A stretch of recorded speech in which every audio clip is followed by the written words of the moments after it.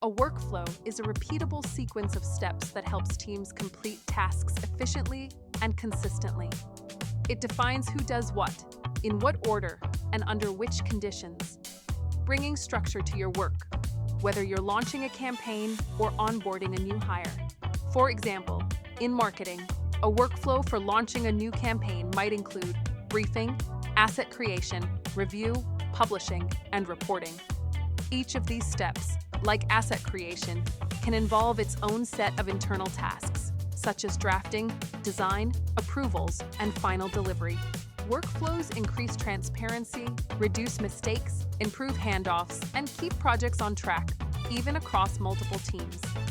To optimize a workflow, use templates, visualize each step, automate repetitive actions, and regularly review bottlenecks to improve efficiency. Read the full article to learn the 5 types of workflows, the 3 key components every workflow needs, a step-by-step guide to creating your own, and much more. Link is in the description.